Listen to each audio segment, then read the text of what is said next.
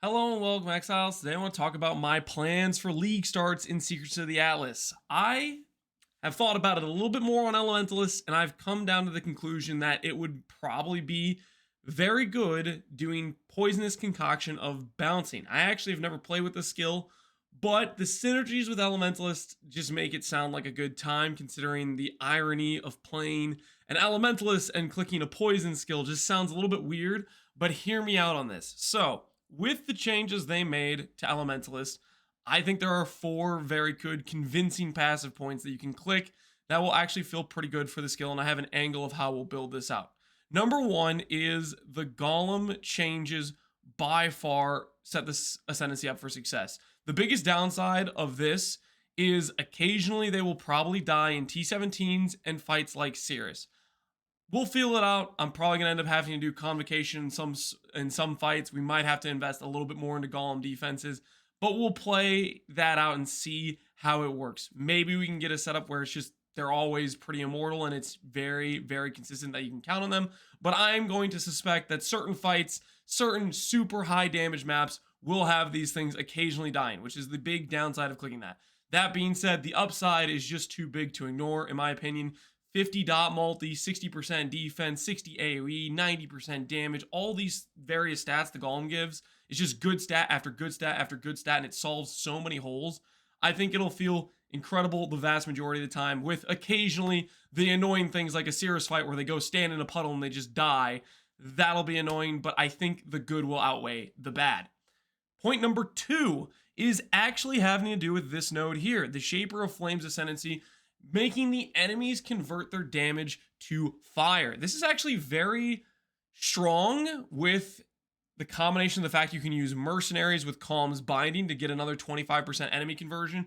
And then if we wanted to, we could follow that up with a pyro shock class belt or whatever, which gives up to about 30% fizz conversion on enemies, which effectively would give us about a 95% damage conversion, so we pretty much would just never get hit by fizz. The main downside or risk of this is if the enemy hits you first, like let's say you roll a bunch of speed mods on a map with fizz damage stuff as well, and the enemy hits you before you hit them, there is that slight downside. For the most part, this should be very consistent, but of course, you know, if you're not really with it and you just decide to walk into a pack and let them hit you first, then the thing that solves your fizz won't be there. But I think all in all, this should feel pretty dang good, especially considering Witch's biggest difficulty is solving fizz. For the most part, when you're looking at a Witch tree, you don't get a lot of access to things like armor scaling, and I think this is a nice solution to fill in that one little hole that usually happens with an ES-based character or somebody on the top side of the tree. Speaking of,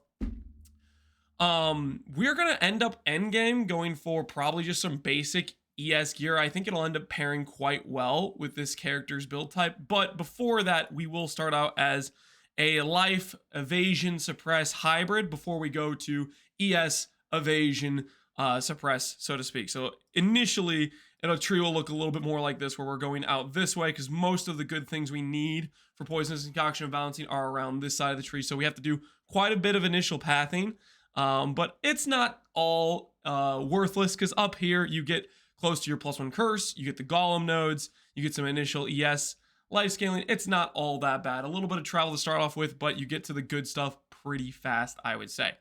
Point number three for the Elementalist, besides the fizz taken as and the Golem nodes, I think Shaper of Storms will feel still pretty decent. I know we have Wither with this character, and Wither stacks up to like 90% increased damage taken. The thing is, and this is a fun little fact that I thought was pretty neat about pairing a poison build with the Shaper of Storms Ascendancy node, is your best link, or one of your best links, is Unbound Ailments. And Unbound Ailments is like 70% ailment effect. The small Witch Ascendancy node before Shaper of Storms is 10% ailment effect. Without really specking into any ailment effect on the tree whatsoever, you're already at like an 80% increased effect on 25, which puts you at like, what, 45 shock effect, something like that. And that, even though you already have the ability to consider like a 90% increased damage taken from something like Wither, is still a fairly solid damage chunk, especially when considering Wither often takes time to ramp. Like, for example, you need to proc those Wither stacks, and there's some build up, whereas a shock will be right there on the first bounce when you hit the enemy. And I think that'll actually be a fairly decent damage node. Now, for the last Ascendancy point, I would like to do Shaper of Winter if I could figure out a minimum chill source. I know there's the mastery on cold skills. I think they said they were reworking cold and spellcaster nodes in the tree, so we'll see if that changes what kind of masteries are available.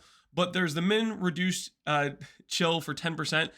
I'm not sure I can make this work. I think it's maybe too much of an investment, but it would be nice if we could pair the Shaper of Winter, make enemies deal less damage on top of getting a big chill on them, on top of temp chains. I think it would feel very satisfying with how slow we'll make enemies. So we'll see if that works out. If it doesn't, Primal Aegis is a pretty nice extra EHP buffer for elemental damage. So that will be between those two choices. So all in all, the big ascendancy points I think are quite strong if you look at them at face value. And then the small ascendancy points are a little bit on the weak side considering their elemental damage. But I think the pairing makes sense. So it'll start out, I have a leveling plan for this. It won't start out a Poisonous Concoction as bouncing because this skill is something that you just kind of have to get off trade or you have to run a bunch of Merc Labs for. You can't start it. So what it'll start out as, you could do Explosive Concoction if you wanted to, but I, of course, am a Righteous Fire addict.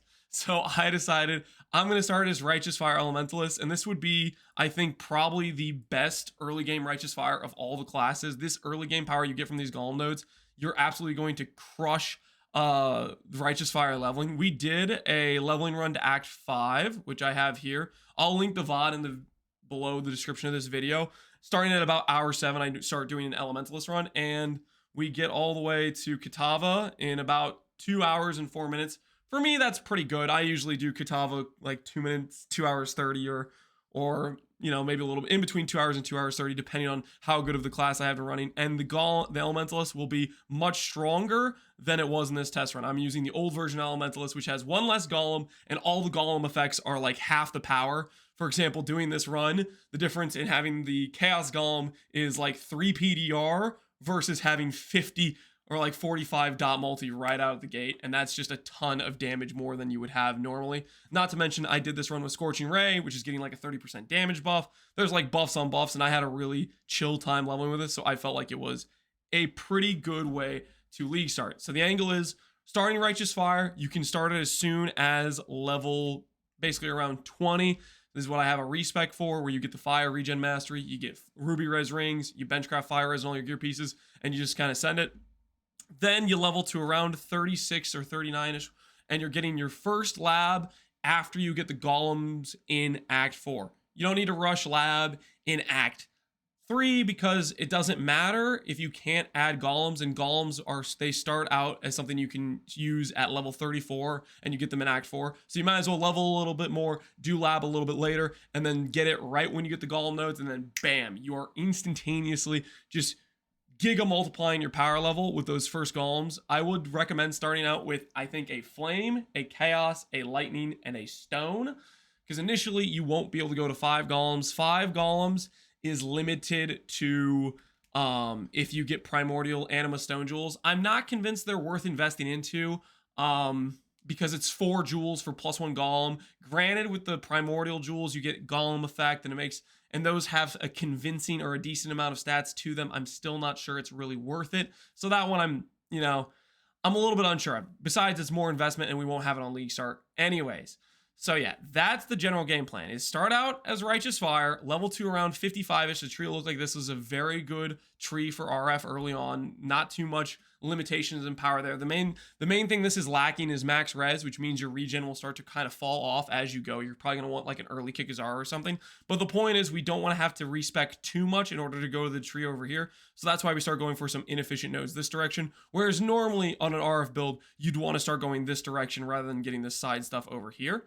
And then at around 55 to 68 is when you'll farm a couple chaos from like a demo contract, or just if you pick some throughout the campaign, and buy your Poisonous Concoction of bouncing, and then do the respec. This will require respec with gold, and be using basically all your respecs that you have from your basically passive point respecs. This is about, I think I counted it out, it's quite a bit of respecs. I think it's like in the range of 30 to 40 or something like that. You will definitely want to save up some gold as you're leveling. You will use a little bit for black market for getting 4 links and stuff, but save the rest of your gold for this big respec, and try to do it sooner rather than later. The gold cost ramps pretty significantly once you start going 65 plus in levels. It starts to ramp much harder. So the earlier you can do the swap, the earlier you can get those chaos orbs to get Poisonous Concoction of balancing, the better. Now, all that being said, I'm just kind of winging this. I'm not building this character in PUB. I just want to be able to enjoy my League Start and just send it and see where it goes. So keep that in mind. I don't promise this will work. This is just what I want to play. I'm working on guides that I know will work well. Like I'll have a guide out later for an update. I'm doing an updated guide for Energy Blade. That's something I can probably strongly recommend and say, hey, this will work. I know it works. I played it previously. Whereas this is something where I just want to play something different. I want to have some fun with it. So I'm not guaranteeing or not promising anything. Last time we did that, we did the Berserker Slam run with basically we start out as Ground Slam and then we went into Berserker of Snaking once we got the enchant. In hindsight, I would have gone straight to Snaking before if I realized how good it felt. By the time we got that swap around like day 3 of the Leaguestart Settlers, it felt amazing. So it sometimes works out, but I can't promise it when I haven't played the build. I've never played Poisonous Concoction before. So this will be a different experience for me and we'll see how it goes. Yeah, that's the rough game plan. I don't have a buy order yet, or I'm going to be doing some like fine tuning of this POB. I'll have to do, I'm working on updating the E-Blade guide first, but I will be working on this after that, in which case I would say, if you want the updates, I'll be making probably a command in my Twitch and it'll be in the description of the live streams on YouTube.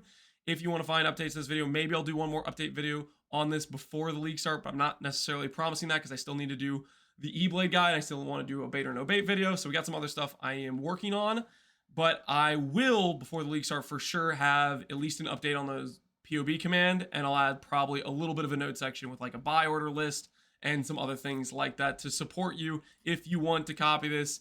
Granted, full disclosure, have not played Poisonous Concoction before and haven't played with the new Elementalist ascendancy. It's something that's changing this league, so there are some risks involved and I want to caution you to that. Anyways, that is the plan for the league start. If you want to see how to do the leveling campaign run, it will be in the description of the video here, showcasing my method of leveling with Righteous Fire leveling. And yeah, hopefully you guys enjoyed watching. As always, take care, Exiles, and peace out. Have a good one.